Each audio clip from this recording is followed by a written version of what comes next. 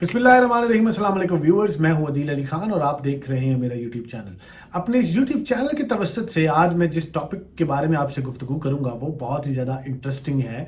एक डिफरेंट किस्म के एंगल से मैं आपको कुछ चीज़ें दिखाने की कोशिश करूंगा। अगर आप इंडिया की सियासत की तरफ देखें और अगर आप पाकिस्तान की सियासत की तरफ देखें तो बहुत सी एक ऐसी रवायात हैं जो कि बरसर इक़्तिदार आने वाले लोग अपनाते हैं या उनके बहुत से मजहबी गुरु होते हैं, जैसे कि इंडिया में आप जानते हो। और अगर आप पाकिस्तान की तरफ देखें तो यहाँ पे लोगों के फुकरा से तो ताल्लुक इतना ज़्यादा नहीं है, लेकिन उन्होंने पीर बहुत ज़्यादा बनाए हुए हैं जो कि उन्हें इस किस्म की पेशन गोइयाँ बताते हैं या आने वाले हालात के बारे में बताते हैं या उन्हें ये बताते हैं कि आप कुछ ऐसा करें ताकि आप इक़्तिदार पे बराजमान हो सकें। तो यही हालात पीपल्स पार्टी के अंदर भी हैं, यही हालात मुस्लिम लीग नून के अंदर हैं और यही हालात पढ़ी लिखी जमात समझने वाली पाकिस्तान तहरीक इंसाफ के अंदर भी हैं।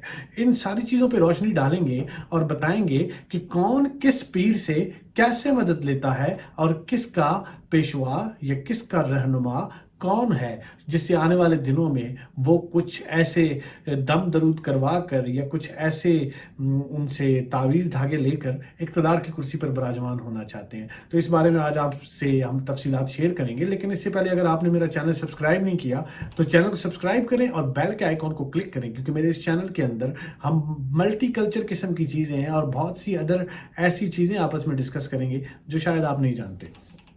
तो व्यूअर्स, सबसे पहले हम बात करते हैं कि कौन सा सियासतदान किस पीर की तरफ जाता है।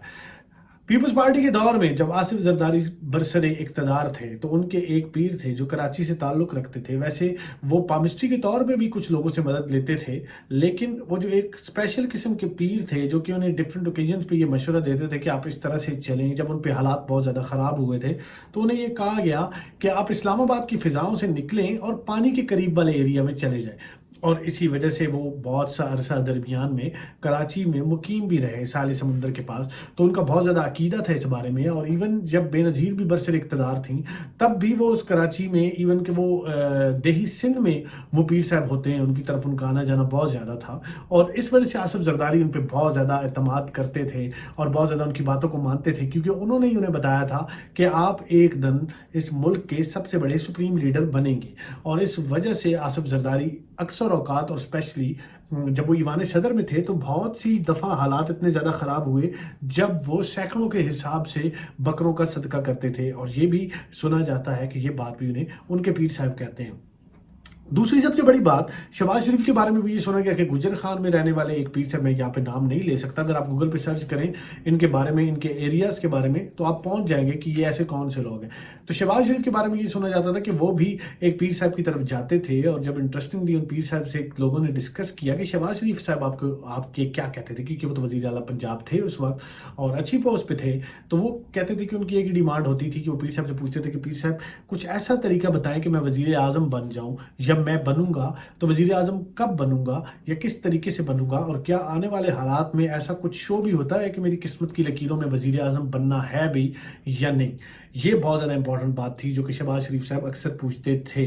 और उसके बाद शहबाज शरीफ अक्सर किस किस्म की, उन्होंने पहले कभी भी नहीं पहनी, लेकिन अक्सर किस किस्म का एक धागा वो अपने लेफ्ट हैंड में बांध के रखते थे जो शायद उन्हीं पीर साहब ने उन्हें बोला था कि आप ऐसा करें।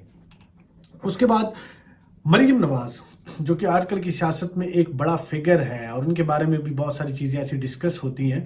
तो मरीम नवाज़ के बारे में ये सुना जा रहा था कि पिछले दिनों वो जब नैब के ऑफिस से एक इंक्वायरी के लिए निकली 2020 में, तो उन्होंने एक स्टील का ग्लास पकड़ा हुआ था और डिफरेंट ओकेजन्स पे वो वही सेम स्टील का ग्लास पकड़ती हैं। कुछ लोग कहते हैं कि उसमें दम हुआ हुआ दूध था, क्योंकि जब वो गाड़ी में बैठने लगी और उन्होंने कैप्टन सफ्तर साहब को वो ग्लास दिया तो बड़ी अकीदत से कैप्टन सफ्तर साहब ने भी उस गिलास को पकड़ा और उसे एक मुनासिब जगह पर रखा। तो उसके बारे में ये सुना जाता है कि उसमें कोई दम हुआ हुआ ऐसा पानी या दूध था जिससे उनके गिर्द वो हाला सा बन जाता है और मुश्किलात उनसे दूर रहती हैं।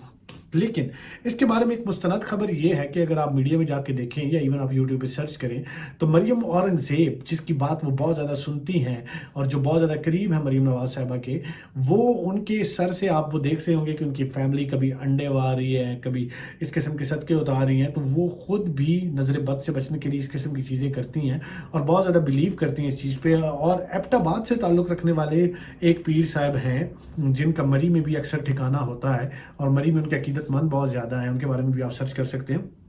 वो बेसिकली पीर हैं इनके मरियम औरंगज़ेब साहिबा के ख़ानदान के, और उनकी वालदा बहुत ज़्यादा अक़ीदतमंद है उन पीर साहब की, और उन्हीं के थ्रू मरियम नवाज़ साहिबा जब मिली उन पीर साहब से, तो उन्होंने यही रिकमेंड किया कि आप इस तरीके से लेके चलें। तो उस वजह से उस ग्लास की बहुत ज़्यादा मुस्लिम लीग नून की पार्लिमानी इजलासों में भी वो ग्लास बहुत ज़्यादा डिस्कस किया जाता है, क्योंकि वो ग्लास उधर ही पाया जाता है। आप ज़रा गूगल पे सर्च करके उस ग्लास के बारे में देख सकते हैं कि ऐसा यूनिक सा और ऐसा मुनफरिद सा वो ग्लास कैसा लगता है दिखने में। और इवन आप मेरी इस विंडो में भी देख रहे होंगे कि वो ग्लास आपको नज़र आ रहा होगा। तो व्यूअर्स, ये तो है इस ग्लास की कहानी। अब नवाज शरीफ साहब भी डिफरेंट किस्म के कुछ ऐसे जो जिन्हें आप जिन बाबा शाबा कह सकते हैं उनसे राब्तों में हैं दोबारा इक़्तिदार में आने के लिए। लेकिन हैरानगी व्यूअर्स मुझे उस वक्त हुई कि जब मैंने ये सुना कि इमरान खान साहब भी इन चीज़ों पे बहुत ज़्यादा बिलीव रखते हैं, और वो भी डिफरेंट लोगों को जाके मिले हैं, कुछ प्रोफेसर्स को, कुछ लोगों को, इल्मी लोगों से जब वो मिलते थे। क्योंकि इस नॉलेज में एक ऐसा होता है कि कुछ लोग वाकई ही रूहानियत के तौर पर ऐसे होते हैं कि वो